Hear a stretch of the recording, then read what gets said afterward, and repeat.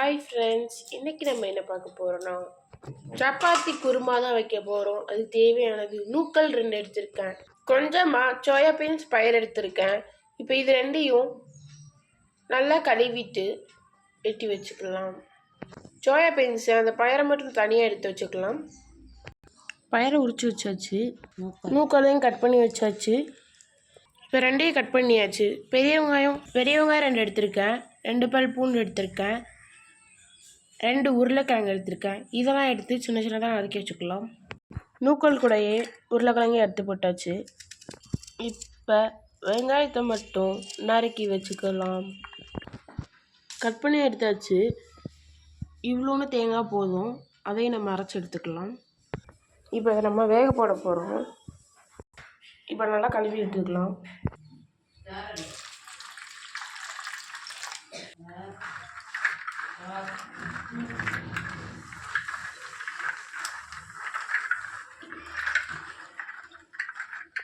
கேஸை பற்ற வச்சுக்கலாம்.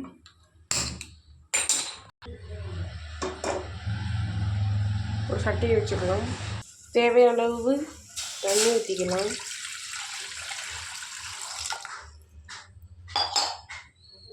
இப்போ பயிரை போட்டுக்கலாம்.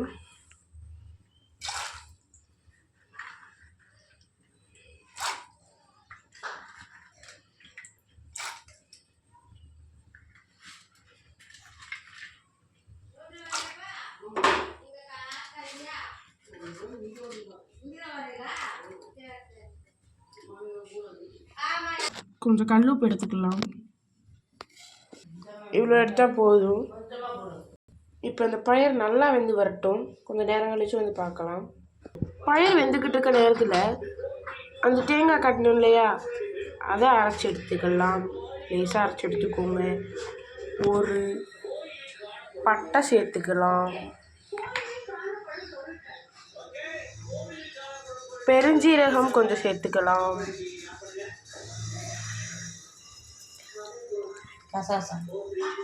சேர்த்துக்கலாம். இதை நல்லா குறகுறப்பாக அரைச்சிக்கலாம். பயிர் நல்லா வெந்து வந்துருச்சு. இப்போ குழம்பு ரெடி பண்ணிடலாம். பட்டை ஒன்று எடுத்துக்கலாம். பிரிஞ்சி இலை ஒன்று சேர்த்துக்கலாம். ஸ்டார் பூ ஒன்று சேர்த்துக்கலாம். 3 கிராம் எடுத்துக்கலாம். கல்பாசி கொஞ்சம் எடுத்துக்கலாம். கொஞ்சம் பெருஞ்சீரகம்.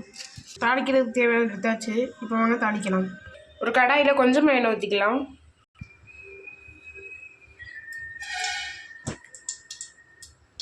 எண்ணெய் நல்லா காயட்டும். எடுத்து வச்சிருந்த பட்டை வகையெல்லாம் சேர்த்துக்கலாம்.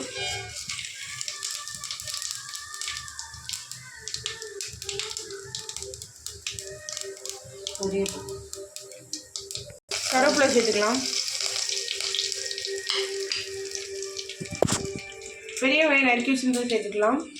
2 பல் பூண்டு, 2 பச்சை மிளகா, அதெல்லாம் சேர்த்துக்கலாம்.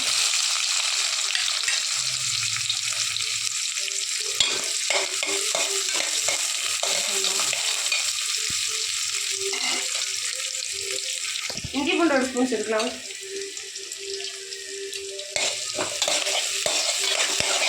நல்லா சுற்றி விட்டுக்கோங்க. 6 தக்காளி எடுத்து குட்டி குட்டியாக நறுக்கலாம். அதை கழுவி எடுத்து நறுக்கிக்கோங்க. வெங்காயம் நல்லா வந்துருச்சு. இப்போ தக்காளி எடுத்து வச்சுருந்ததை போட்டுக்கலாம். தக்காளி நல்லா வதங்கட்டும். தக்காளி வெங்காயத்துக்கு தேவையான உப்பு போட்டுக்கலாம். நல்லா கிண்டி விடுங்க.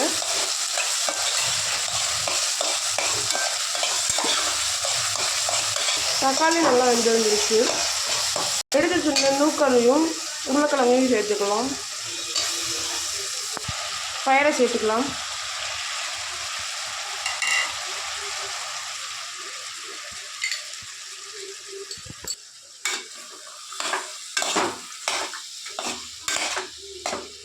தண்ணி விடாதே நம்ம போட முடியும்.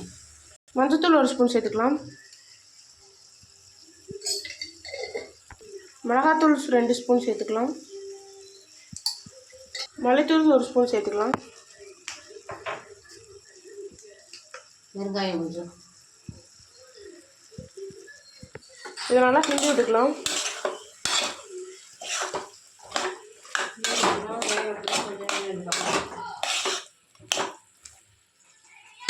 இது நல்லா வேகட்டும், கொஞ்சம் நேரம் கழிச்சு வந்து பார்க்கலாம். இப்போ நல்லா வெந்துருச்சு. வச்சு வச்சுருங்க, தேங்காய் ஊற்றிக்கலாம். நல்லா கிண்டிடலாம். தேவையான அளவு தண்ணி கொஞ்சம் ஊற்றிக்கோங்க.